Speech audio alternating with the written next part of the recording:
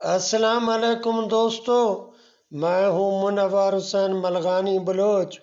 آپ دیکھ رہے ہیں یوٹیوب چینل ہسٹری آف قبائل۔ دوستو، اگر آپ نے ہمارے چینل کو ابھی تک سبسکرائب نہیں کیا تو کر لیں۔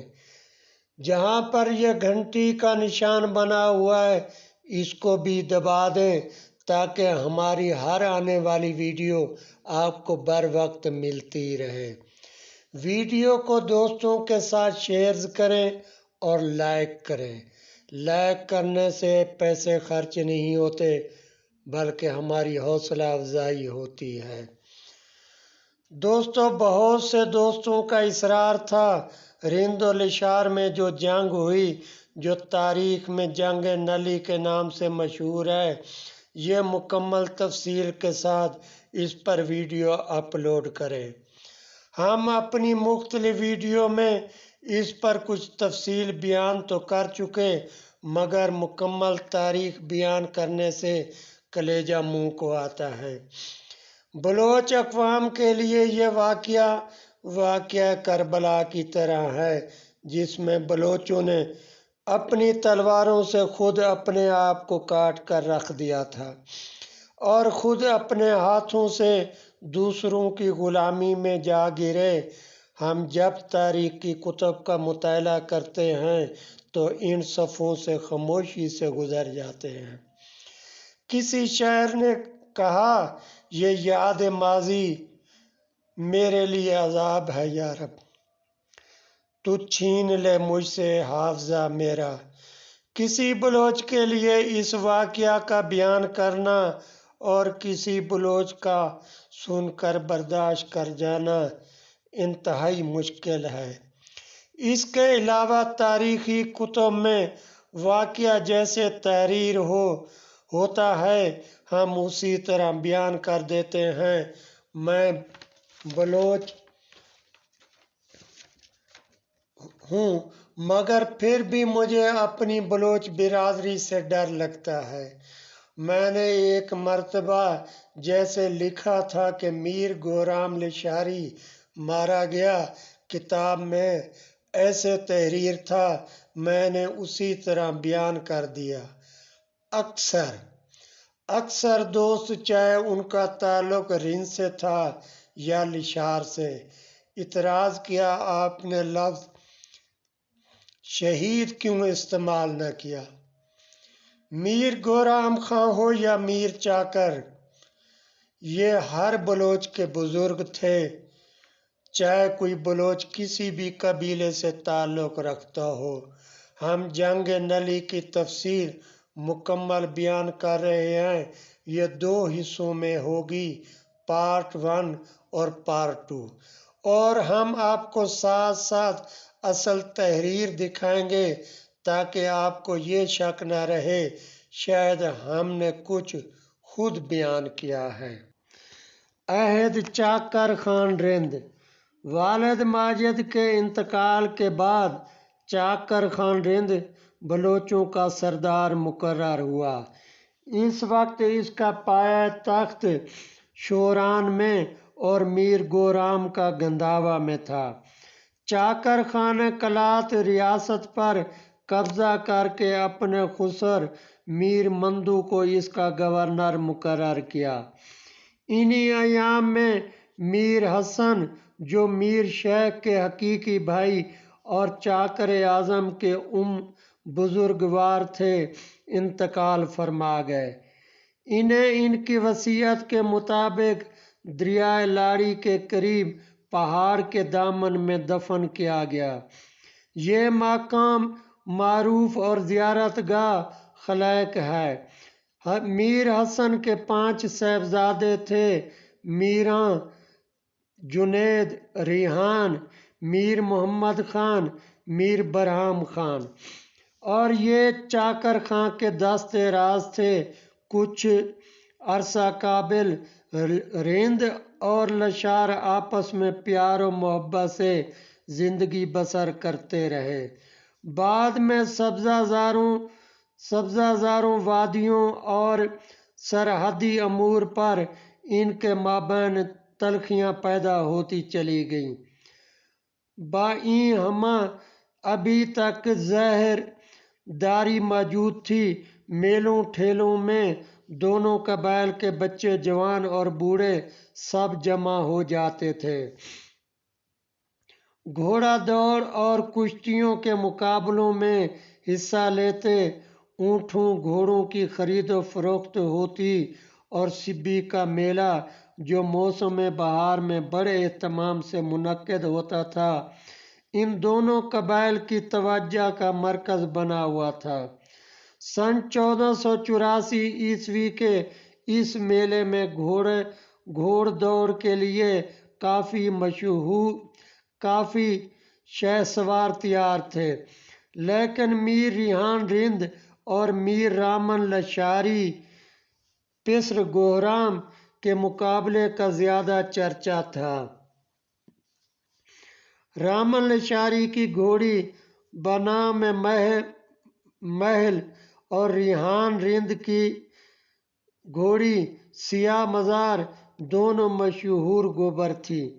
دونوں کو شامل دوڑایا گیا اور کہتے ہیں کہ رامن دعویٰ کرتا تھا کہ میری گھوڑی پہلے نکلی ہے اور ریحان دعویٰ کرتا تھا کہ میری گھوڑی پہلے نکلی ہے۔ آخر چند رند لوگوں نے گواہی دی کہ ریحان رند کی گھوڑی پہلے نکلی ہے، مگر رامن اس گواہی پر راضی نہ ہوا۔ اس رنج سے رامن نے لشکر جمع کر کے اردانہ مسمات گوہر جتنی کو، جو زیر پناہ میر چاکر رند کے پاس بیٹھی تھی، غارت کیا۔ اس سے فیما بین رند اور لشار کے تنازع شروع ہوا۔ 30 سال تک لڑائی ہوتی رہی مابین رند و لشار۔ نلی کی جنگ 20,000 شیر دل لشاری ہر قسم کے مہلک جنگی ہتھیاروں سے مسلح ہو کر درہ نلی کے پاس جمع ہو گئے، اور زیادہ تیز رفتاری کا مظاہرہ کرتے ہوئے انہوں نے جنگ کے میدان اور مقام کا اپنی پسند کے مطابق انتخاب کرنے میں فائدہ اٹھایا، اور لشاریوں کے سردار نے اپنے دستوں کو درہ کے بالائی حصوں پر جنگی نقطہ نگاہ سے اہم اور بہترین مورچوں پر تعینات کر کے گھات میں بیٹھا دیا۔ میدان کارزار کی طرف جنگ کے لیے روانگی سے تھوڑی دیر پہلے عظیم بیورخ نے سردار اعظم سے صحیح اور معقول دلائل کے ساتھ درخواست کر کے اس کے گھوڑے کی باگوں کو پکڑ کر اسے سخت تنبیہ کرتے ہوئے کہا، چاکر اپنی تلوار کو نیام میں ڈالو۔ نوحانی لشاری ہزاروں جنگجو جیالوں پر مشتمل ہیں، اور سرخ پاناموں والے لشاری طاقتور، جری اور بہترین جنگجو ہیں۔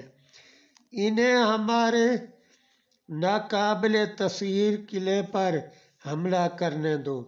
تمہارے لیے پیچھے ہٹنا ناممکنات میں سے ہوگا، اور آگے بڑھنا موت کی دعوت دینا ہے۔ کچھ ضدی 30 مارخانوں اور لفظانوں نے اپنی زبانیں کھولیں اور بیورخ سے طنزیہ انداز میں مخاطب ہوئے۔ بچوں کی طرح دودھ پینے والا بیورخ تیروں کی ہیبت سے لرزہ براندام ہے۔ وہ چمکنے والی ہندی تلواروں اور مصری دھات کے ہتھیاروں سے خوفزدہ اور سہما ہوا ہے۔ اسے رخ کی لڑائی زخم یاد آتے ہیں۔ اے بیورخ، ڈر نہیں۔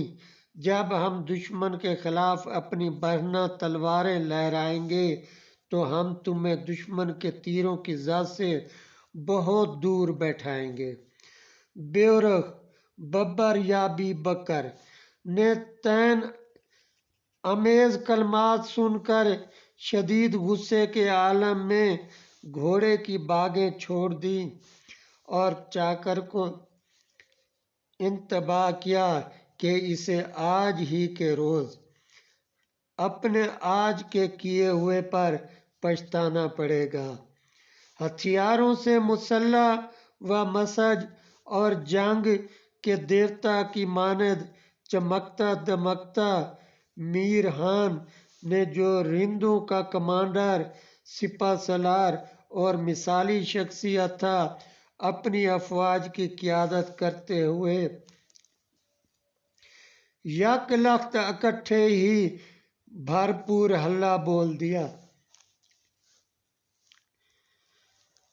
پہلی یورش میں لشاریوں نے تیروں کی بارش کر دی اور فوراً ان کے شہ سوار سرفروشوں نے اپنی پوری قوت و توانائی کے ساتھ رندوں کے ہر اول دستوں پر ہیبت ناک اور پر ہول یلغار کر دی اور رندوں کے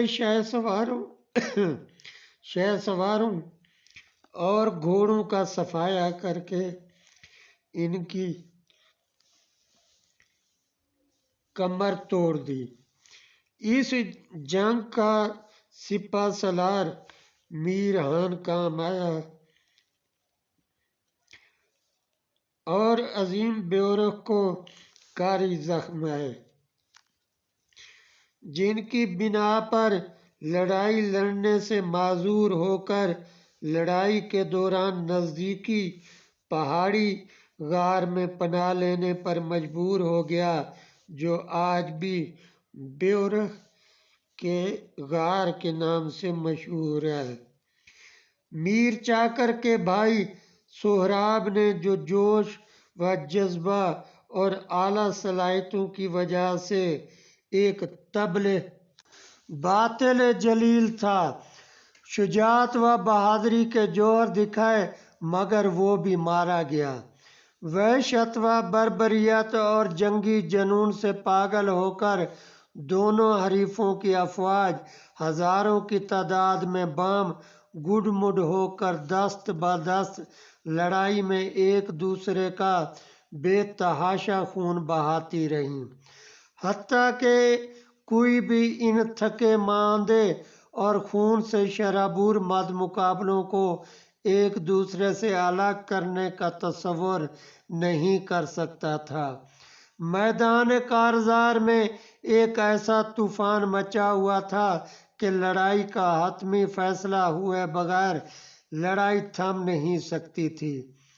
موت کا فرشتہ اپنی پوری بربریت کے ساتھ انسانی روحوں کو قبض کرنے میں سرگرم عمل تھا۔ تلواریں، نیزے اور ڈھالیں انسانی خون سے سرخ ہو چکی تھی۔ دست بدست لڑائی بدستور جاری تھی۔ سر کے بدلے سر قلم ہو رہے تھے، وار کے بدلے وار ہو رہے تھے۔ اینٹ کا جواب پتھر سے دیا جا رہا تھا۔ طاقت کے مد مقابل طاقت تھی اور غیظ و غضب اور قوت و بے جگری کار فرما تھی۔ فوجوں کو ایک کربناک اور ہولناک منظر کا سامنا تھا۔ خوف و دہشت میں چیخ و پکار، درد و تکلیف کی آہ و بکا کی صدائیں ڈھول کی جنگی موسیقی کی آوازوں میں ڈوبی ہوئی تھیں۔ اس جنگ میں لڑائی کی ہیبت اور شور و غل، حریفوں کے وحشیانہ انداز میں آپس میں ٹکرانے کا غوغا و فغان، زخموں کی دلعوز کرائیں، جان بر لب زخموں کی آہ و بکا، ایک ایسے جان کا اور عبرت ناک منظر کی عکاس تھی جس کی نظیر اس دنیا میں کم ہے۔ لشکریوں کی طرف سے تیروں کی مسلسل بارش رند جنگجوؤں کی تباہی و بربادی میں ایک بے رحم برق تپاک کی مانند آگ برسا رہی تھی۔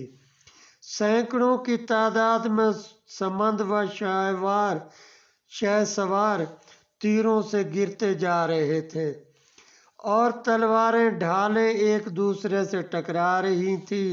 شجاع رندوں نے موافق البشری بہادری کا مظاہرہ کیا۔ غصہ، غیظ و غضب اور مایوسی اور نا امیدی کے عالم میں انتہائی بے جگری جوان مردی اور ہمت و حوصلے سے اپنی جانوں کے نذرانے پیش کیے۔ لیکن جنگوں کی قسمت کا فیصلہ ایک دوسری نادیدہ طاقت کے ہاتھوں میں ہے۔ تلواروں، نیزوں اور تیروں کی بارش نے ان کی صفوں کو تہ و بالا کر دیا تھا۔ بلوچی رمزیہ داستانوں میں کسی جنگ کی آگ اس قدر تیز اور ہولناک نہ تھی۔ دوپہر ڈھلے تک جنگ کا توازن تاہم برابر رہا۔ متحارب افواج کو توقع تھی اب ایک مزید سخت جان کا مقابلے کے بعد قسمت کسی نہ کسی کا ساتھ دے کر اس کو فتح و نصرت سے ہم آغوش کر دے گی، مگر یہ کسی کو معلوم نہ تھا کہ اس روز کی فتح و نصرت کا پرچم کسے نصیب ہوگا۔ ہتھیاروں کی لڑائی پہم جاری تھی اور سورج غروب ہونے سے تھوڑی دیر پہلے رندوں نے اپنی صفوں کو پھر مجتمع کیا اور نئے عزم و ولولہ کے ساتھ آگے بڑھے، مگر ان کی طاقت و قوت، حکمت عملی، وسائل اور خود اعتمادی میں سے کسی کو بھی کامیابی و کامرانی نصیب نہیں ہو سکی اور نوشتہ تقدیر کو تسلیم کرنا ہی پڑا، جس میں اب کسی شک و شبہ کی گنجائش باقی نہیں رہی تھی۔ لشکر اب اپنے پہم حملوں، سخت جدوجہد اور برق رفتاری کی بدولت زیادہ مستعد اور حاوی ثابت ہوئے۔ چاکر کی مشہور و معروف گھوڑی معصومہ سوگھات گھائل ہو گئی اور افراتفری کے عالم میں سردار اعظم میدان کارزار کے ایک گوشے میں آتش فشاں غصے اور پرنم آنکھوں کے ساتھ خاموش اور ساکت بت بنا کھڑا تھا۔ تکبر، دور اندیشی، مایوسی اور تھکن کے باعث اسے اپنے دارالمقام کی جانب لوٹنا پڑا۔ نود بندخ اس کے قریب آیا اور اسے اپنی تیز رفتار گھوڑی معصومہ پھل پیش کی اور اس طرح اس نے اسے ہولناک میدان جنگ سے صحیح و سلامت نکل جانے میں مدد کی۔ وہ شکست خوردہ، گھائل اور جنگ و جدل سے نڈھال فوجوں کے ساتھ غم و اندوہ کی حالت میں سبھی پہنچا۔ اس موقع پر میر گورام یوں کہتا ہے، یعنی اے چاکر دیکھ لے کہ تجھے میری فولادی کلہاڑی نے کس طرح کاٹ کر رکھ دیا ہے۔ تم میرے سامنے سینے کے بل الٹے پڑے ہو، اب نہ ہوا تجھے ہلا سکتی ہے اور نہ ہی سیلاب تجھے بہا کر لے جا سکتا ہے۔ دوستو، اگر آپ نے ہمارے چینل کو سبسکرائب نہیں کیا تو کر لیں، گھنٹی کے بٹن کو بھی دبا دیں، ویڈیو کو دوستوں کے ساتھ شیئر کریں اور لائک